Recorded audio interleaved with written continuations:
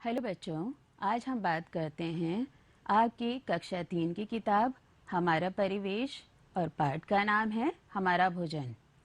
तो जल्दी से आप अपनी कक्षा 3 की किताब खोल लीजिए। हमारा परिवेश पेज नंबर है 39, क्योंकि पेज नंबर 37 और 38 पे जो भी कंटेंट लिखा था, जो भी बातें लिखी थी, उस पे हम पहले चर्चा कर चुके हैं और आज हम पेज नंबर 39 यानी 39 के ऊपर चर्चा करेंगे। लेकिन इससे पहले बच्चों, आइए हम बात करते हैं कि पिछले क्लासेस में हमने क्या क्या सीखा और जाना। बच्चों, जैसा कि आपको पहले बताया गया था कि अगर हमें भूख लगी हो और हम कुछ भी खाते या पीते हैं, जैसे अगर हमने रोटी सब्ज़ी खा ली या हमने बिस्किट खा लिया या हमने कुछ नमकीन खा लिया या चाय, दूध, लस्सी, शरबत, कोल्ड ड्रिंक, जूस, इस तरह की कोई चीज़ पी, इसका मतलब क्या हुआ कि भूख लगने पर हमने जो भी कुछ खाया या पिया उसे हम भोज्य पदार्थ कहेंगे। अब हम लोग बात करते हैं कि भोज्य पदार्थों की क्या विशेषताएं होती हैं। तो भोज्य पदार्थों को बच्चों उनके गुणों के आधार पर हम 3 भागों में बांट सकते हैं। पहले नंबर पे वे भोज्य पदार्थ आते हैं जिनको खाने या पीने से हमें ऊर्जा, तुरंत कार्य करने की ताकत मिलती है। दूसरे नंबर पे वे भोज्य पदार्थ जो हमारे शरीर के वृद्धि और विकास में सहायक होते हैं। और तीसरे नंबर पे वे भोज्य पदार्थ जिनको खाने या पीने से हम बीमारियों से, रोगों से अपने आप को बचा पाते हैं। तो आइए पहले हम बात करते हैं ऊर्जा देने वाले भोज्य पदार्थों के बारे में। बच्चों, ये वे भोज्य पदार्थ होते हैं जिनको अगर हम खाएं या पिएं तो हमें ऊर्जा, कार्य करने की ताकत तुरंत मिलती है। कौन कौन से ये भोज्य पदार्थ हैं, आइए इसको जानते हैं। गेहूँ, चावल, चीनी, गुड़, आलू, अरवी, शकरकंद, गाजर, चुकंदर, दूध, घी, मक्खन, तेल, अंडा इत्यादि। बच्चों, ये वे भोज्य पदार्थ हैं जिनको अगर हम खाएं या पिएं तो हमें तुरंत काम करने की ऊर्जा यानी ताकत मिलती है। और आपको इसके बारे में ये भी बताया था कि इन भोज्य पदार्थों को हमें उन लोगों को ज़्यादा मात्रा में लेना चाहिए जो शारीरिक श्रम ज़्यादा करते हैं और उन लोगों को कम मात्रा में लेना चाहिए जो शारीरिक श्रम कम करते हैं। अब हम बात करते हैं वृद्धि करने वाले भोज्य पदार्थों की। ये वे भोज्य पदार्थ होते हैं जिनको खाने या पीने से हमारा शरीर मजबूत होता है, हमारी मांसपेशियां मजबूत होती हैं, हमें छोटी मोटी चोट लगती है, शरीर में अंदरूनी कोई टूट फूट होती है, उसको ठीक करने में ये भोज्य पदार्थ हमारी मदद करते हैं। तो वे भोज्य पदार्थ जैसे कि सभी प्रकार की दालें, छोला, चना, राजमा, सोयाबीन, मूंगफली, अखरोट और दूध, ये वृद्धि करने वाले भोज्य पदार्थ हैं।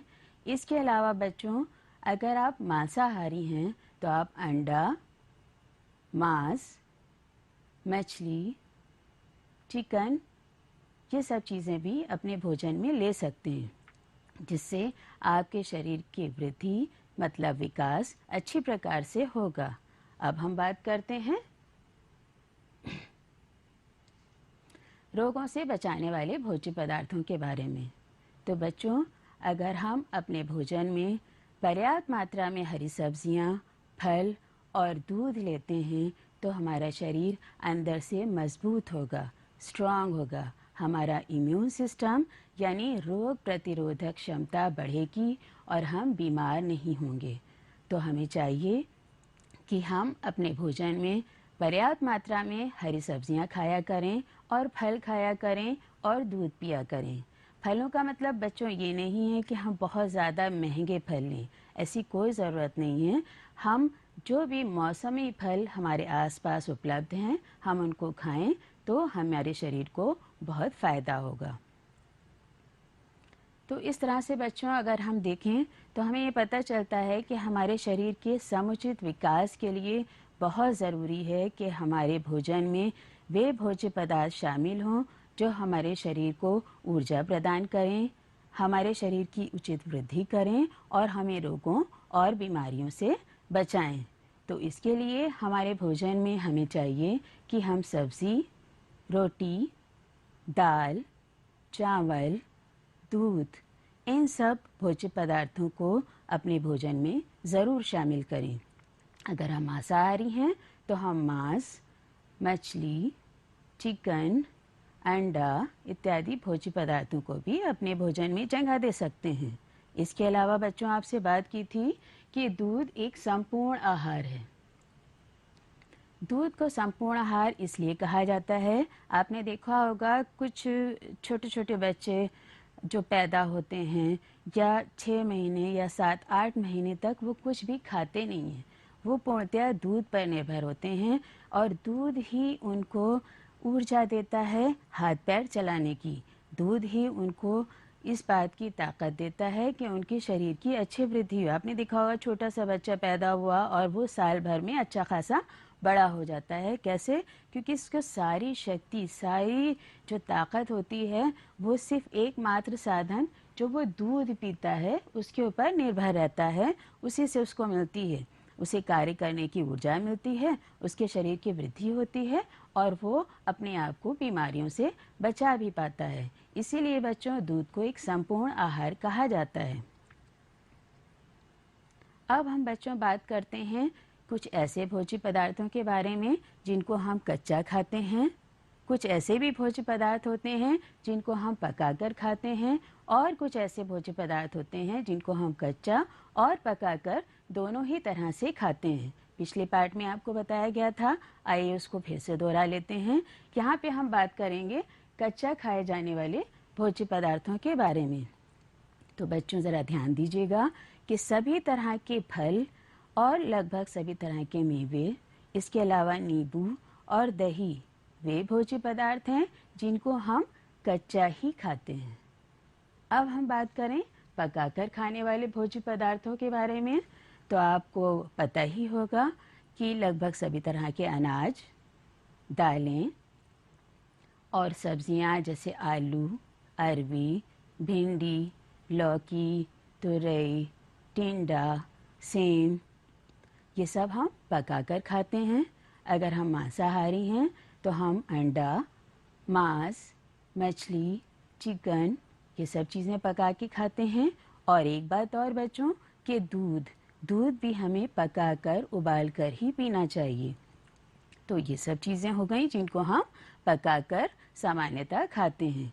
अब हम बात करते हैं कुछ ऐसे भोज्य पदार्थों के बारे में जिनको हम कच्चा भी खाते हैं और पकाकर भी।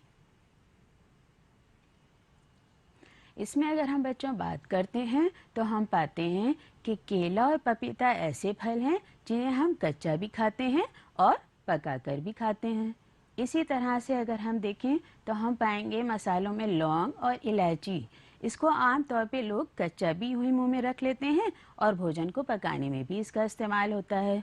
हरा धनिया, हरी मिर्च कच्ची भी खाई जाती है और भोजन को पकाने में भी उसका इस्तेमाल होता है। इसके अलावा अगर हम देखें तो मूली, गाजर, चुकंदर, टमाटर, प्याज, लहसुन, अदरक, बंद गोभी, ये कुछ इस तरह की चीज़ें हैं जिनको हम अपने भोज्य पदार्थों में कच्चे तौर पे भी इस्तेमाल करते हैं और इनको हम पकाकर भी इस्तेमाल करते हैं।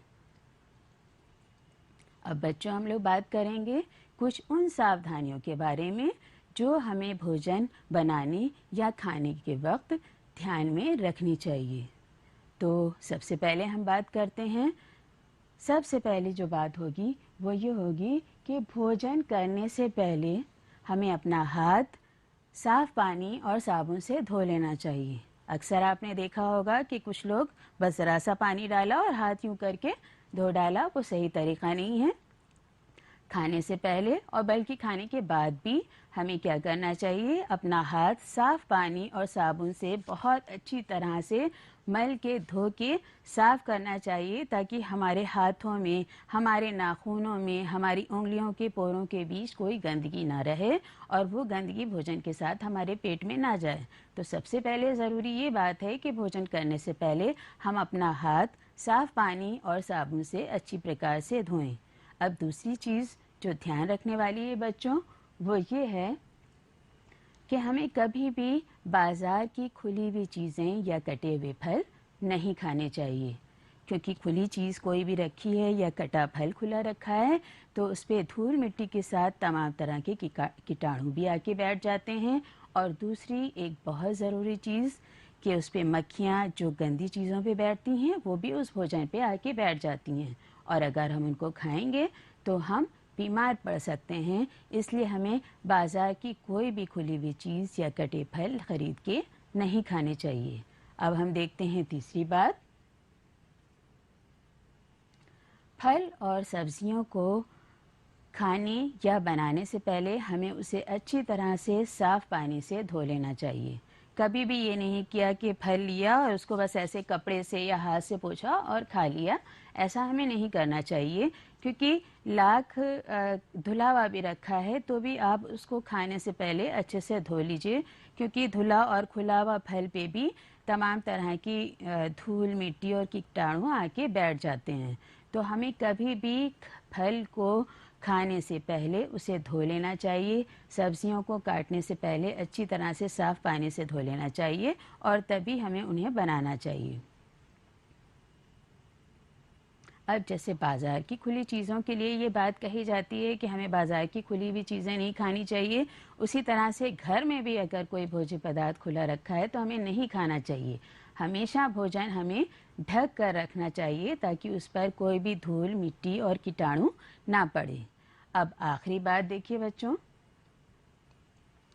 भोजन हमें बहुत आराम से आहिस्ता आहिस्ता चबा कर खाना चाहिए, क्योंकि अगर हम भोजन को अच्छी तरह से चबा लेंगे तो उसको हज़म करने में, उसको पचने में भी आसानी रहेगी। तो ये तो बात हो गई अब तक की, जो कि हम लोगों ने पिछले क्लास में देखा और सीखा और जाना। अब आज हम बात करते हैं बच्चों, जैसा कि आप स्क्रीन पे देख रहे हैं, स्वाद बताती है जीभ। आपने ये जीभ का चित्र देखा स्क्रीन पे। अक्सर आपने देखा होगा कि कभी दादी कहती हैं मम्मी से कि अरे बहू, आज चाय में चीनी डालना भूल गई क्या। ऐसा होता होगा कि कभी आपके पापा मम्मी से कहते होंगे कि अरे दाल में कितनी तेज़ नमक हो गया है। या आप खाना खाने बैठे और आपने भोजन करना शुरू किया तो आपने कहा वाह मम्मी, आज सब्ज़ी तो बहुत स्वादिष्ट बनी है। होता है ना अक्सर। तो चाय में चीनी नहीं डली है, या दाल में नमक तेज़ हो गया है, या सब्ज़ी बहुत स्वादिष्ट बनी है, इसके बारे में आपको कैसे पता चलता है? कभी आपने सोचा? देखिए, जैसे ही हमने कुछ मुंह में रखा तो हमारी जो जीभ है वो हमें बताती है कि जो भोज्य पदार्थ हमने मुंह में रखा है उसका स्वाद कैसा है। वो मीठा है, खट्टा है, नमकीन है, कड़वा है, तीखा है, कैसा है। ये स्वाद बताने का काम हमारी जीभ का होता है। कोई भी चीज़ हम खा रहे हैं, अगर वो मीठी है तो ज़्यादा मीठी है या कम मीठी है, या उसमें चीनी पड़ी ही नहीं है, या सब्ज़ी तीखी है, मीठी है, जो भी चीज़ें, जो भी बातें होती हैं, वो जैसे ही हम मुंह में अपने कोई भोज्य पदार्थ रखेंगे उसको चख कर हम बता सकते हैं। दूसरी एक बहुत ज़रूरी बात जो जीभ करती है, स्वाद बताने के साथ ही साथ जीभ क्या करती है, भोजन को निगलने में भी हमारी मदद करती है।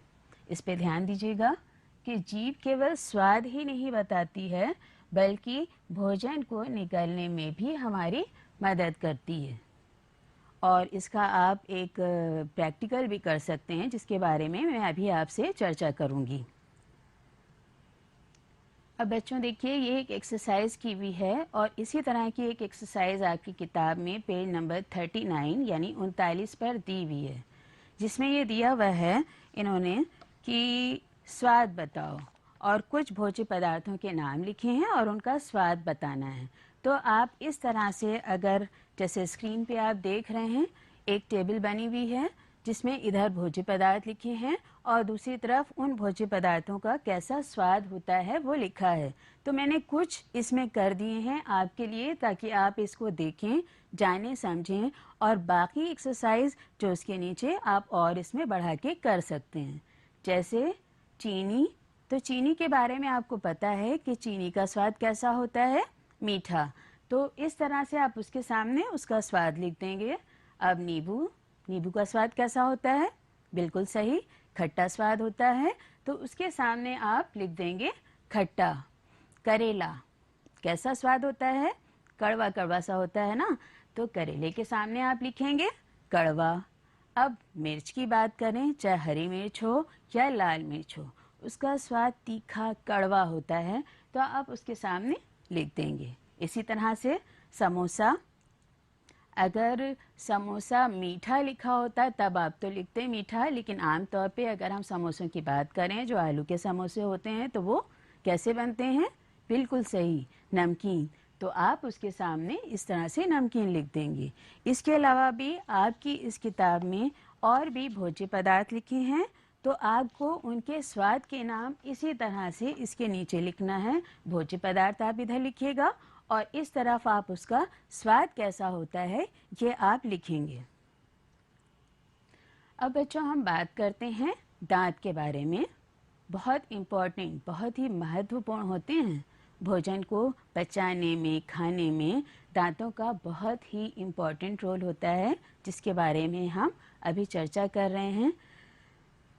तो कोई भी भोज्य पदार्थ जब आप मुंह में रखते हैं तो उसको काटने या चबाने में ये दांत हमारी मदद करते हैं। आप देखिए आगे के जो दांत होते हैं, ये आप देख रहे हैं, आप आगे के दांत, ये भोज्य पदार्थ को काटने में मदद करते हैं। इनकी मदद से हम कोई भी चीज़ मुंह में रखते हैं तो हम उसको काटते हैं। और जो पीछे के दांत होते हैं, पीछे के बड़े चपटे दांत, ये भोजन को चबाने में, पीसने में हमारी मदद करते हैं। तो जब भी हम कोई भोज्य पदार्थ खाएंगे तो हमारे दांत हमारे भोजन को काटने, चबाने और पीसने में मदद करेंगे और हमारी जीभ जो होगी वो उसको निगलने में हमारी मदद करेगी। ऐसा करिएगा आप कि अभी जब क्लास ख़त्म हो जाएगा, अभी की बात मैं नहीं कह रही हूँ, क्लास के ख़त्म होने के बाद आप ऐसा करिएगा, आपके पास कुछ भी हो, जैसे आप रोटी का एक टुकड़ा खाइए या आप के यहाँ अमरूद या कोई फल हो आप वो लीजिए, या कोई इवन बिस्किट ले लीजिए। आप बिस्किट को मुंह में रखिए।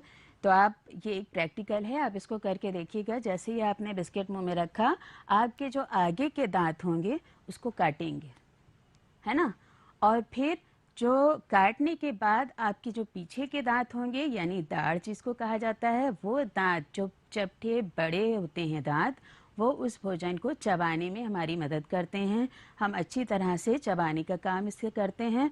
और एक काम आप और देखिएगा कि जब आप भोजन चबा रहे हो तो जो हमारी जीभ होती है वो बार बार ठेलती है दांतों की तरफ कि भोजन और चबाया जाए। और जब भोजन अच्छी तरह से चब जाता है तो हमारी जीभ उस भोजन को निगलने में हमारी मदद करती है। और जब हम अच्छी तरह से चबाया हुआ भोजन निगल लेते हैं तो उसको पचने में, उसको हजम करने में भी बहुत आसानी होती है। अब एक बहुत ज़रूरी बात है बच्चों कि हमारे दांत स्वस्थ रहें, क्योंकि दांत हमारे बहुत इम्पोर्टेंट काम करते हैं। आप दर्द उन लोगों से सोचिए, पूछिएगा आप, तो आपको समझ में आएगा कि जिनके दांत नहीं होते हैं या दांत कमज़ोर होते हैं, दांत हिल रहे होते हैं, तो वो कुछ भी खाने और चबाने में उन्हें कितनी तकलीफ़ होती है। तो दांत बहुत ही इम्पॉर्टेंट, बहुत महत्वपूर्ण एक हमारे शरीर का अंग है, जिसकी सफाई का भी हमें बहुत ख्याल रखना चाहिए। अगर हम अपने दांतों को साफ़ सुथरा नहीं रखेंगे तो अक्सर आपने सुना होगा कि उसके दांत में कीड़ा लग गया, या कुछ भी ठंडा या गर्म खाता है तो उसके दांतों में सनसनाहट शुरू हो जाती है, या किसी का दांत हिल रहा है, ऐसा आपने सुना होगा। ऐसा इस वजह से होता है क्योंकि वो लोग शायद अपने दांतों की ठीक तरह से सफाई नहीं करते हैं। उदाहरण के तौर पे बच्चों देखिए, जैसे आपने खाना खाया और आपने भोजन जिसमें खाया वो प्लेट या थाली या वो बर्तन आपने ऐसे किनारे खिसका दिया, उस बर्तन को धोया नहीं गया, तो आप देखिए कुछ घंटों बाद उस बर्तन में से कितनी दुर्गंध, कितनी बदबू निकलने लगती है, एक अजीब सी दुर्गंध निकलती है। सेम इसी तरह से हमारे दांतों के साथ भी होता है। अगर हम कुछ भी खाएं और पिएं और उसके बाद दांतों की सफाई ना करें तो भोजन के जो भी अंश, भोजन के जो भी कण अगर हमारे दांत में, मुंह में, दांतों के बीच में ज़रा सा भी अगर फंसा हुआ होगा तो वो फिर सड़ने लगता है, उसमें से बदबू आने लगती है। अक्सर ऐसा भी होता है कि दांत में कीड़ा भी लग जाता है।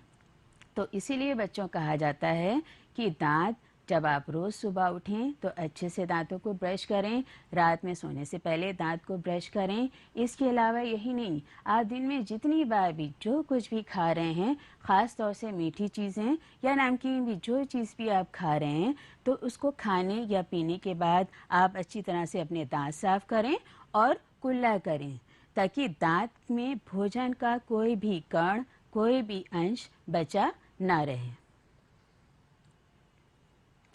अब एक बहुत अच्छी पहेली के साथ हम यहाँ पर मौजूद हैं।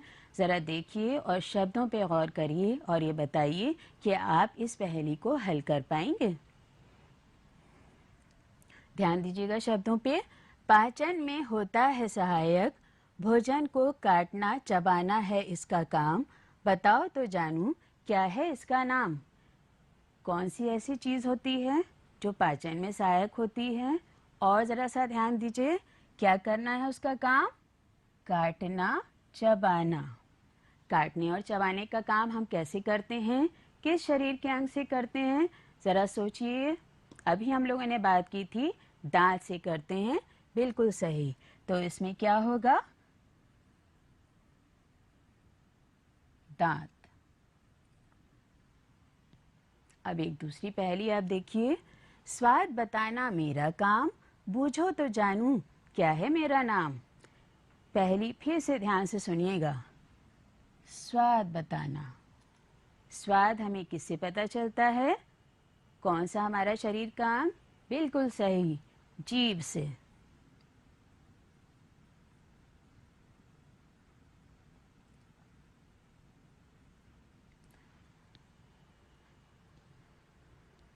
इसी तरह की कुछ पहेलियाँ बच्चों आप भी बना सकते हैं। आपस में आप क्लास में या घर में भी इस तरह की कुछ पहेलियाँ बना सकते हैं जिनसे आप बात कर सकें शरीर के अंगों के बारे में, भोज्य पदार्थों के बारे में भी। अब बच्चों, हमने अब तक जाना कि हमें जीभ से स्वाद का पता चलता है। जो भी भोज्य पदार्थ हम खा रहे हैं वो मीठा है, खट्टा है, कड़वा है, तीखा है, जैसा भी है उसका स्वाद हमें कैसे पता चलेगा? हमारी जीभ से। दूसरी बहुत ज़रूरी चीज़ ये कि जीभ केवल हमें स्वाद ही नहीं बताती है, बल्कि जीभ भोजन को निगलने में भी हमारी मदद करती है। एक बात पे चर्चा हम लोगों ने बच्चों और की थी कि हमारे दांत भोजन को काटने, चबाने, पीसने में हमारी मदद करते हैं। दांतों की वजह से हमारा भोजन एकदम महीन बारीक हो जाता है और फिर जीभ उस बारीक पिसे हुए भोजन को निगलने में हमारी मदद करती है। अभी हम लोगों ने एक बात पे और चर्चा की थी बच्चों कि हमें अपने दांतों का बहुत ख्याल रखना चाहिए। दांत की सफाई ब्रश करके हमें रोज़ सुबह उठते वक्त और रात में सोने से पहले ज़रूर करना चाहिए। इसके अलावा बहुत ज़रूरी है कि जब भी हम कुछ भी खाएं या पिएं तो हमें अपने दांत साफ़ कर लेने चाहिए। कई बार साफ़ पानी से कुल्ला कर लेना चाहिए ताकि भोजन का कोई भी कण, कोई भी अंश हमारे दांत में लगा ना रहे।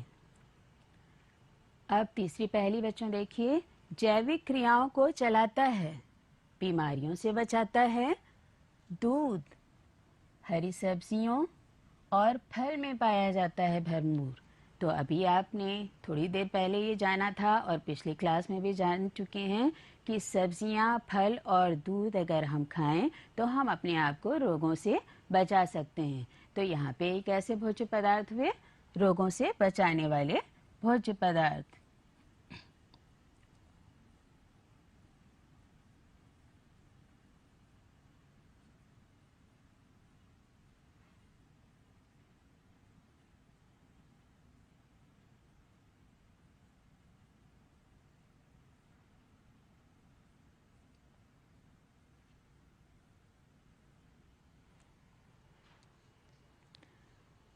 तो मेरे ख्याल से बच्चों पाठ के बारे में अब तक जो भी समझाया है वो बातें लगभग आपको समझ में आ गई होंगी। अब अगर आप अपनी किताब में, जो आपकी कक्षा 3 की किताब है हमारा परिवेश, उसमें पेज नंबर आप 40 खोल लीजिए।